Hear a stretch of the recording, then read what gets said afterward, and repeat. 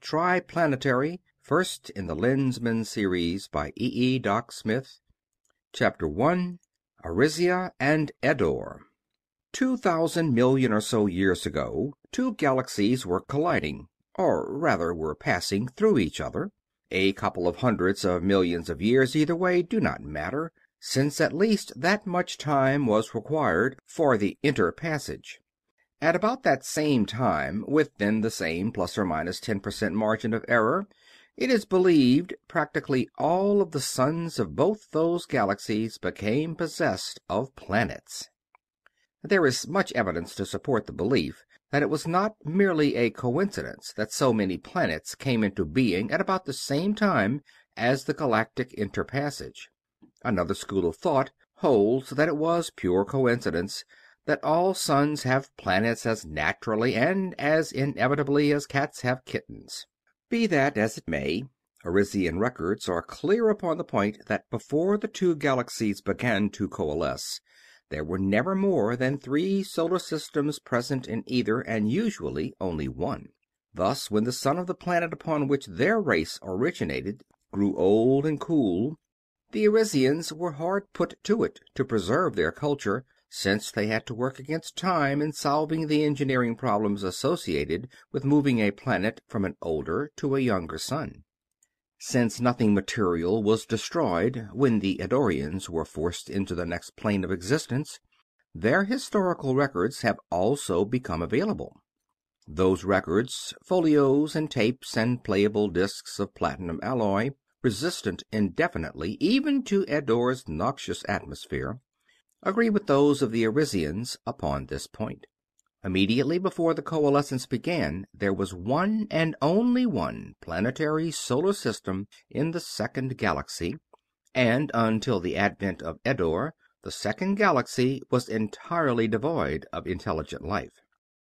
Thus, for millions upon untold millions of years, the two races, each the sole intelligent life of a galaxy, perhaps of an entire space-time continuum, remained completely in ignorance of each other. Both were already ancient at the time of the coalescence.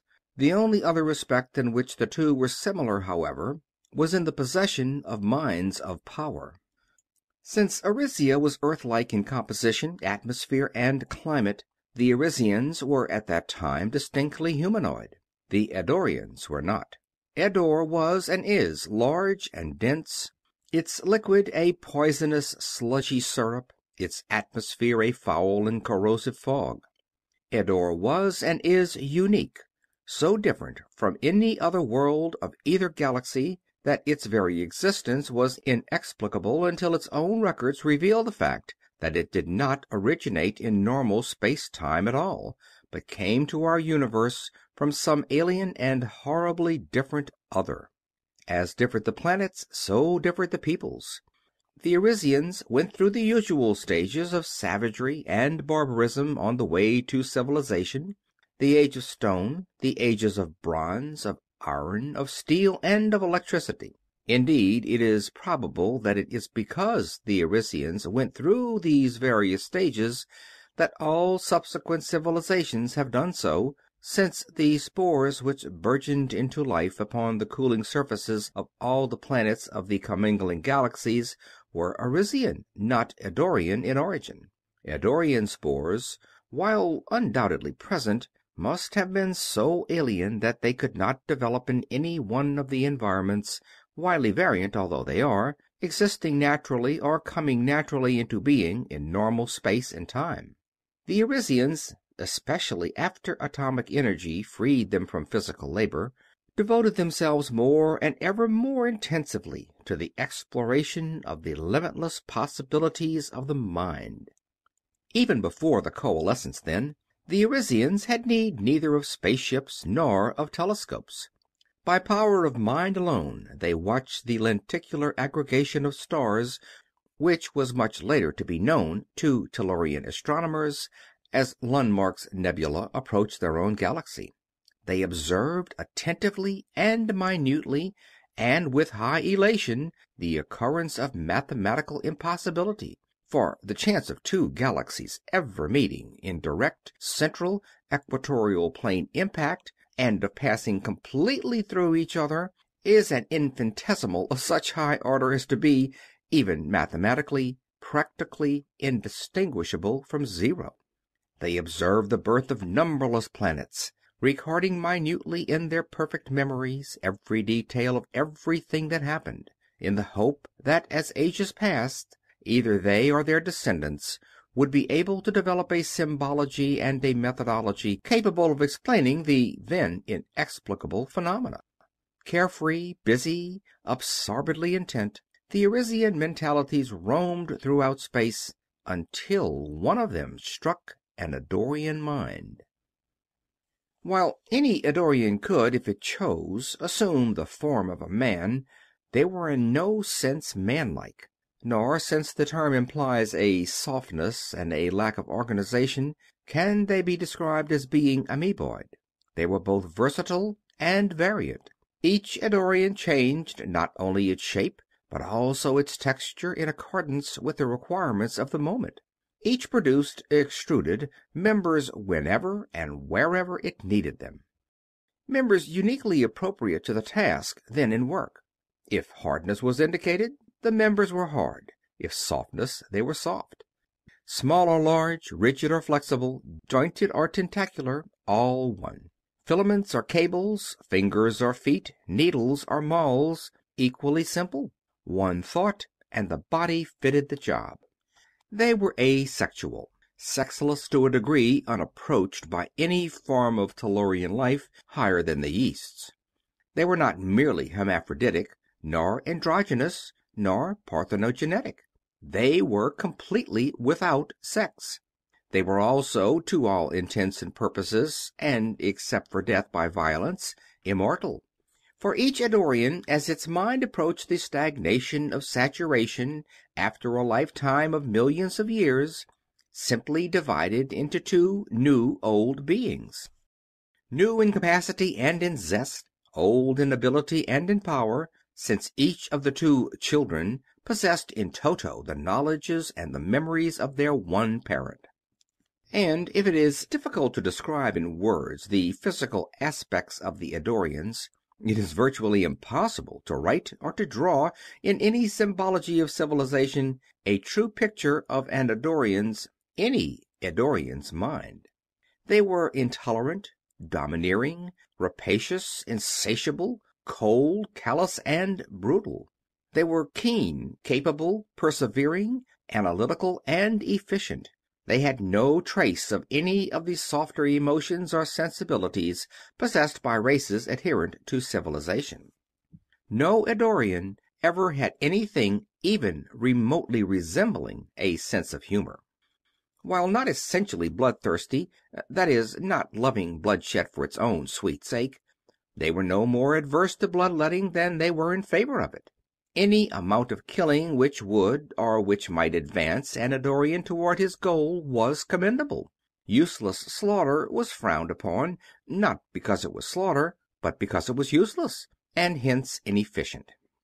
And instead of the multiplicity of goals sought by the various entities of any race of civilization, each and every Eddorian had only one. The same one: power. Power. Power.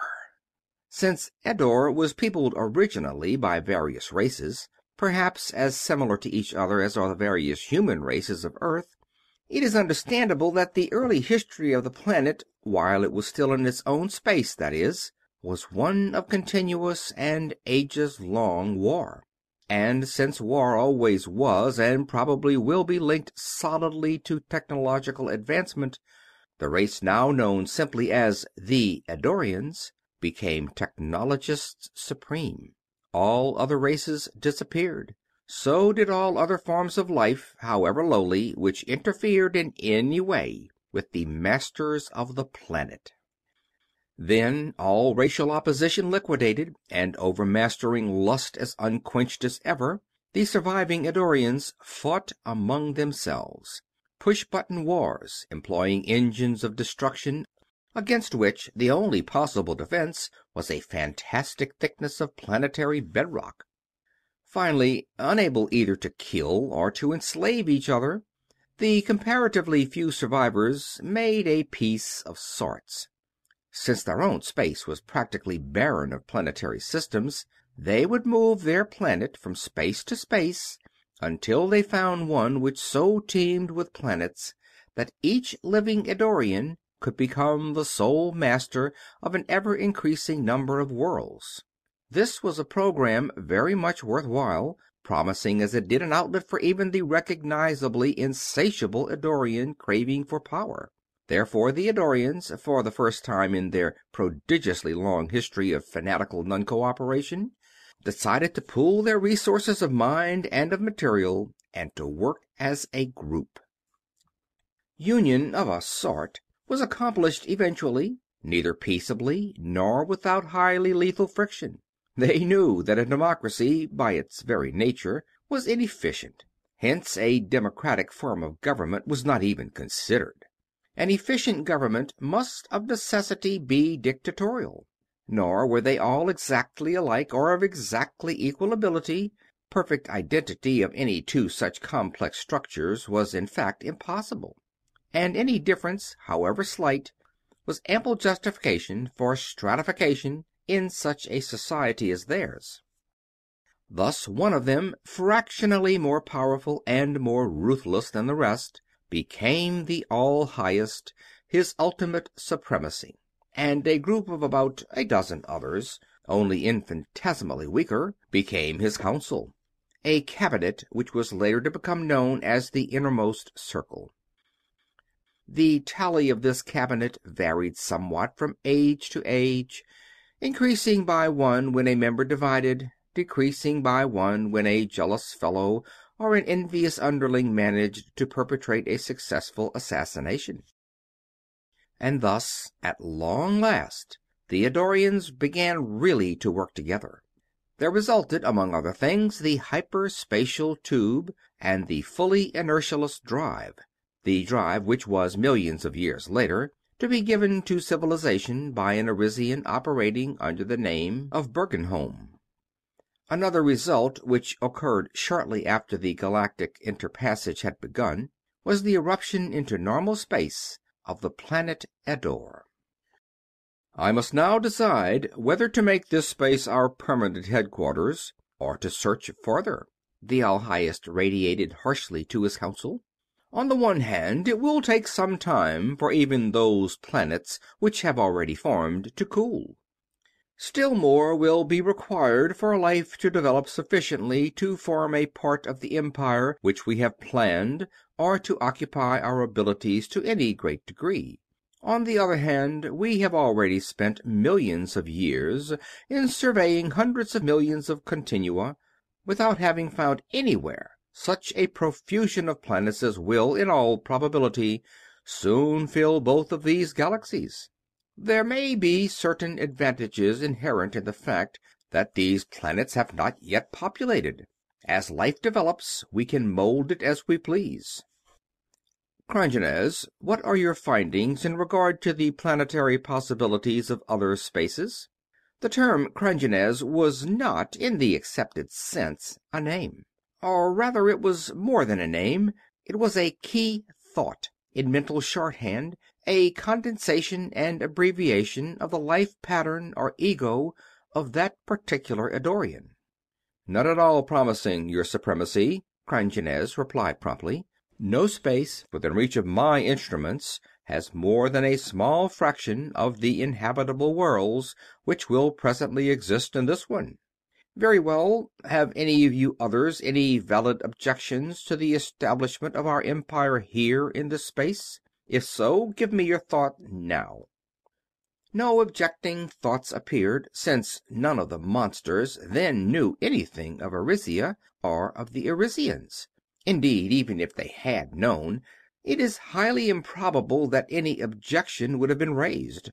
First, because no Eddorian, from the All-Highest down, could conceive, or would under any circumstances admit, that any race, anywhere, had ever approached or ever would approach the Eddorians in any quality whatever. And second, because, as is routine in all dictatorships, disagreement with the All-Highest did not operate to lengthen the span of life. Very well, we will now confer as to... But hold! That thought is not one of ours. Who are you, stranger, to dare to intrude thus upon a conference of the innermost circle? I am Enphilistor, a younger student of the planet Arisia. This name, too, was a symbol, nor was the young Arisian yet a watchman, as he and so many of his fellows were so soon to become, for before Eddore's arrival Arisia had had no need of watchmen. I am not intruding, as you know. I have not touched any one of your minds, have not read any one of your thoughts. I have been waiting for you to notice my presence, so that we could become acquainted with each other. A surprising development, truly. We have thought for many cycles of time that we were the only highly advanced life in this universe. Be silent, worm! In the presence of the Masters, land your ship and surrender, and your planet will be allowed to serve us. Refuse, or even hesitate, and every individual of your race shall die. Worm? Masters? Land my ship? The young Arisian's thought was pure curiosity, with no tinge of fear, dismay, or awe. Surrender? Serve you? I seem to be receiving your thought without ambiguity, but your meaning is entirely... Address me as your supremacy, the All-Highest directed coldly. Land now or die now. This is your last warning. Your supremacy? Certainly, if that is the customary form. But as to landing and warning and dying, surely you do not think that I am present in the flesh? And can it be possible that you are actually so aberrant as to believe that you can kill me, or even the youngest Arisian infant? What a peculiar, what an extraordinary psychology! Die, then, worm, if you must have it so, the All-Highest snarled, and launched a mental bolt whose energies were calculated to slay any living thing.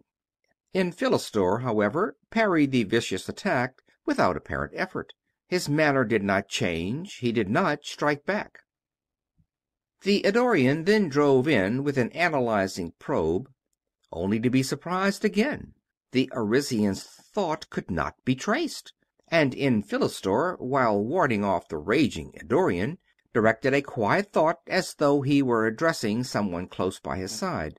Come in, please, one or more of the elders. There is a situation here which I am not qualified to handle. We, the elders of Arisia Infusion, are here. A grave, deeply resonant pseudo-voice filled the Eddorians' minds. Each perceived in three-dimensional fidelity an aged, white-bearded human face. You of Eddore have been expected. The course of action which we must take has been determined long since. You will forget this incident completely. For cycles upon cycles of time to come, no Eddorian shall know that we Arisians exist. Even before the thought was issued, the fused elders had gone quietly and smoothly to work. The Eddorians forgot utterly the incident which had just happened. Not one of them retained in his conscious mind any inkling that Eddore did not possess the only intelligent life in space. And upon distant Arisia a full meeting of minds was held. "But why didn't you simply kill them?" Enphilistor asked. "Such action would be distasteful in the extreme, of course, almost impossible, but even I can perceive—" He paused, overcome by his thought. "That which you perceive, youth, is but a very small fraction of the whole. We did not attempt to slay them because we could not have done so. Not because of squeamishness, as you intimate, but from sheer inability. The Eddorian tenacity of life is a thing far beyond your present understanding. To have attempted to kill them would have rendered it impossible to make them forget us. We must have time, cycles and cycles of time." The fusion broke off, pondered for minutes, then addressed the group as a whole. "We, the Elder Thinkers, have not shared fully with you our visualization of the cosmic All because until the Eddorians actually appeared, there was always the possibility that our findings might have been in error. Now, however, there is no doubt. The civilization which has been pictured as developing peacefully among all the teeming planets of 2 galaxies will not now of itself come into being. We of Arisia should be able to bring it eventually to full fruition, but the task will be long and difficult. The Eddorians' minds are of tremendous latent power. Were they to know of us now, it is practically certain that they would be able to develop powers and mechanisms by the use of which they would negate our every effort. They would hurl us out of this our native space and time. We must have time. Given time, we shall succeed.